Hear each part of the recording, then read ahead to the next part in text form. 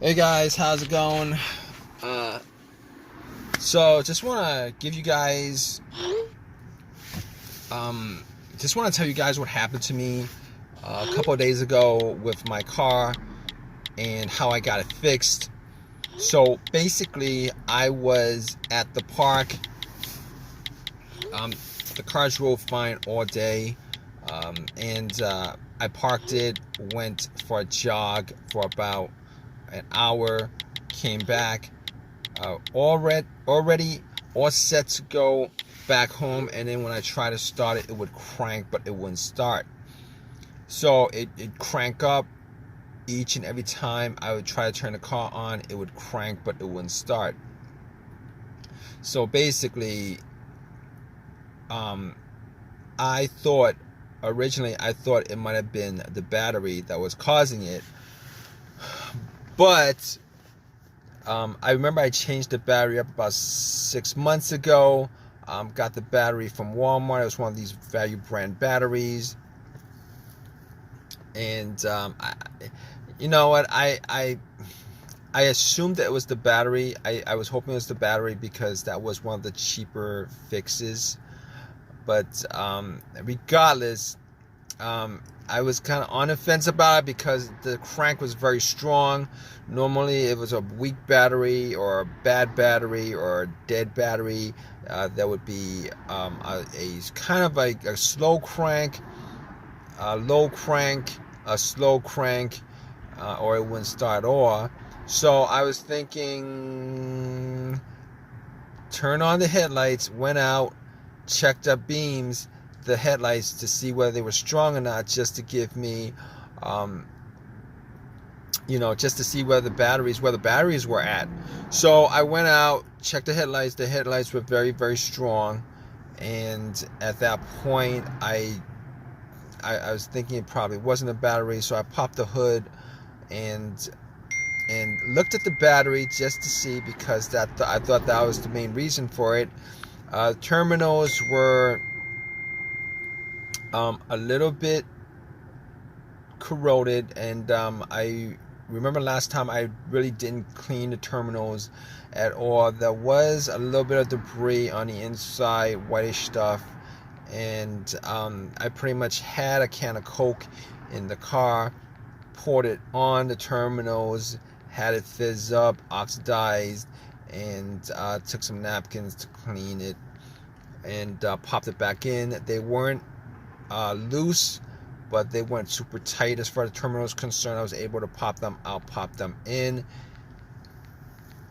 and I was hoping that would resolve the issue.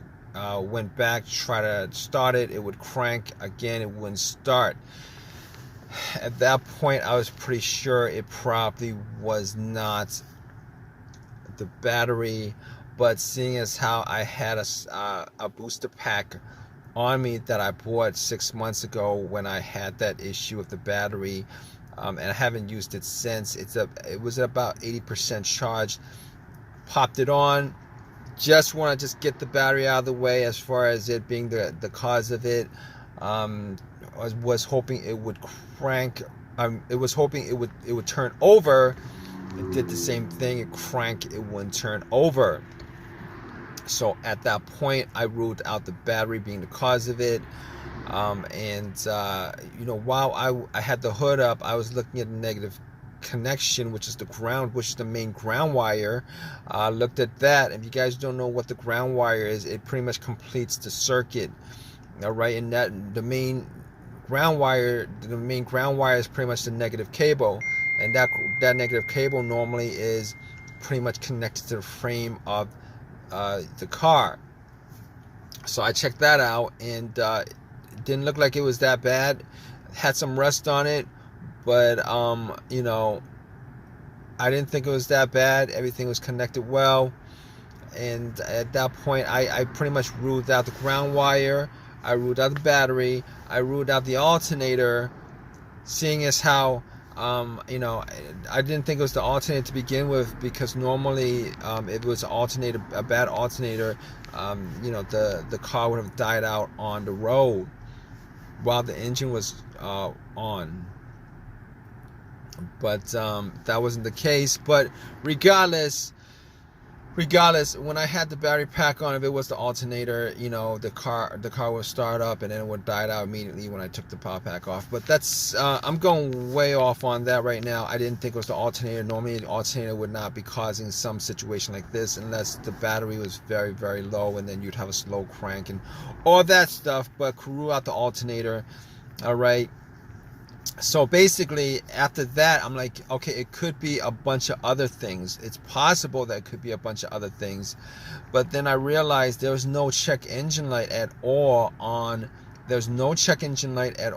dash. And I haven't had a check engine light in a long while on this car. I haven't had a check engine light in a long, long while on this car. So basically, at that point, I could pretty much rule out a bunch of other stuff that actually had a sensor connected to it, whether it be the mass airflow sensor that could cause it if there was an issue with that, throttle position sensor, camshaft, crankshaft, a whole bunch of stuff that has a sensor connected to it. I could pretty much rule that out.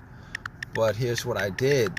I have a $20 OBD2 reader that I keep around in the car, and I've had it for a while. Okay, so in this situation, I was thinking, let's analyze this. Let's pretty much deduct what we need to deduct as far as causes of this, deductive reasoning as far as the causes of this. I'm like, there's a chance it might be the car's computer having issues for whatever reason. It's not connecting with the car itself. And I gotta rule that out. So I put the OBD2. And I know the OBD2 is normally not gonna tell me without a check engine light. Normally it's not gonna read anything. Well, it's gonna analyze everything and it's gonna put out readout, but it's not gonna tell you. Anyway, I put in the OBD2 and it scanned all the way through, gave me a readout. At that point, when it gave me a readout, I knew that there was no issues with any kind of communication issue with the car's ECU, the car's computer to the the car itself, and obviously it came up with there's no codes whatsoever. Everything looked good. So just from doing that, I could rule out the car's computer being the issue. I could rule out every single sensor that may